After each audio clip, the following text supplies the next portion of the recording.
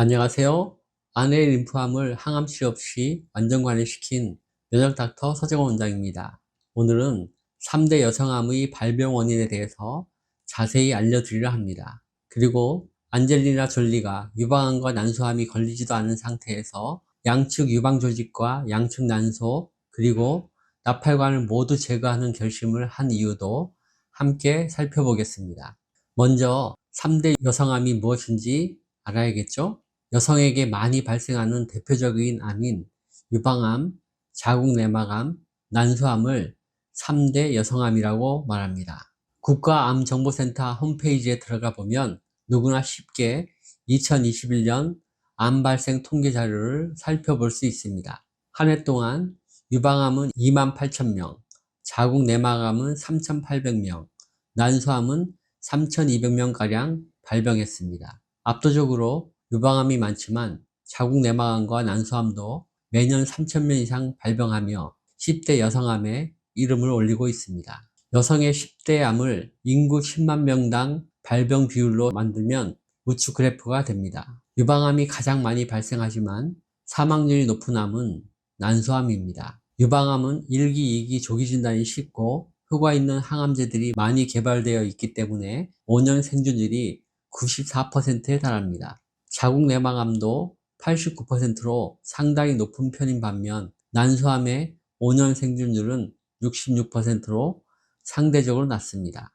유방암과 자궁내막암 5년 상대 생존율이 높은 이유는 비교적 일찍 발견하기 때문입니다. 반면 원격 전이가 있는 4기암의 경우 10년 생존율은 그 순서가 바뀝니다. 난소암이 45.5%, 유방암이 45.2%, 자궁내막암은 35.2%입니다. 4기 난소암의 10년 생존율이 가장 높은 이유는 항암제에 대한 감수성이 높기 때문입니다. 복수가 차고 암의 크기가 10cm 이상 되고 다발성 원격 전이가 있는 4기 난소암의 경우라도 표준 치료로 완전 관리되는 비율이 높은 편입니다. 이제 진단이 가장 어렵고 수술 범위도 크고 재발도 많고 사망률이 높은 난소암의 발병 원인에 대해서 살펴보겠습니다. 의학자들은 난소암의 가장 주된 발암 원인은 배란이라고 말합니다. 하지만 제가 보기엔 높은 에스트로겐과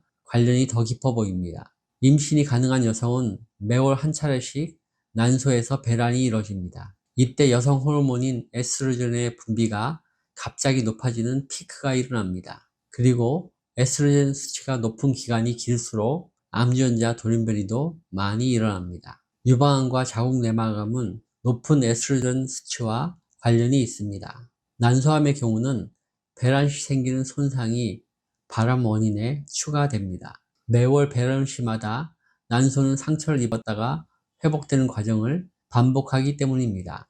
높은 에스트로겐 수치와 겹치면서 회복이 지연되고 돌연변이 가능성도 높아지는 것 같습니다. 두 번째 발암 요인은 브라카 유전자 돌연변이입니다. 브라카란 단어엔 유방암에 특별히 민감한 유전자란 의미가 들어 있습니다. 하지만 브라카 유전자 돌연변이는 유방암보다 난소암과 더 관련이 깊어 보입니다. 그래서 난소암 환자는 다른 예외 조건 없이 300만 원이 넘는 브라카 유전자 돌연변이 검사를 보험 적용받고 있습니다. 유방암 환자에서도 보험 적용이 가능하지만 40대 이하 유방암, 60대 이하 3중 음성 유방암, 가족력이 있는 유방암 등 조건이 까다롭습니다. 췌장암, 전립선암, 흑색종인 경우에도 브라카 유전자 돌연변이 검사를 받을 수 있지만 자부담해야 합니다. 본래 브라카 유전자는 DNA 손상을 복구해주는 복구 유전자입니다. 암을 막아주는 억제 유전자의 일종이죠.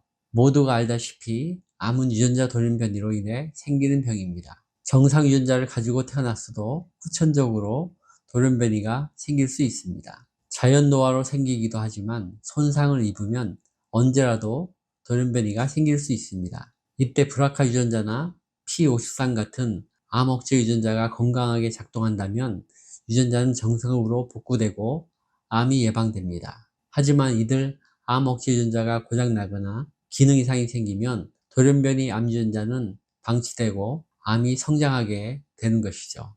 브라카 유전자와 관련이 있는 암의 종류는 다양합니다. 그중 난소암 환자에서는 21%가량 브라카 유전자 돌연변이가 발견되고 있습니다. 가장 높은 비율입니다. 아시다시피 신규 발생하는 암 환자 수는 유방암이 난소암에 비해 9배가량 많습니다. 그래서 유방암이 브라카 유전자 돌연변이에 가장 영향을 많이 받는 것처럼 보이지만 실상은 다릅니다. 브라카 유전자 돌연변이에 의한 암 위험도를 계산해보면 난소암이 무려 40배에 달합니다. 유방암은 10배, 대장암은 4배, 전립선암은 3배의 위험도를 보이고 있습니다. 그래서 유방암, 자궁내막암, 대장암을 앓고 있는 분들에게서 2차암으로 난소암이 많이 발생하는 것 같습니다. 세 번째 발병 원인은 만성염증입니다. 혈액 내에 염증 물질이 늘어나면 림프도 오염됩니다.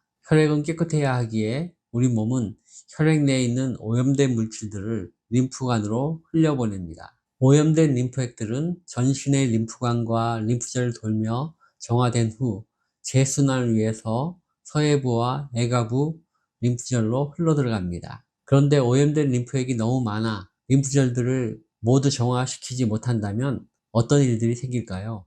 림프액을 정화하는 림프들도 무적은 아닙니다. 정화할 것이 너무 많으면 정화하다가 지쳐 무기력해집니다. 그 결과로 정화 기능이 떨어지고 림프절마저 오염됩니다. 오염된 림프절은 더 이상 정화 기능, 면역 기능을 하지 못하게 됩니다. 림프구들이 암세포를 잡아먹지 못하면 림프절마저 암세포의 진지로 전락하고 맙니다. 전신을 순환한 림프액들이 모이는 곳이 겨드랑이와 사타구니에 있는 림프절이라고 말씀드렸습니다. 혈액이 오염되면 가장 오염되기 쉬운 곳도 겨드랑이와 사타구니에 있는 림프절입니다.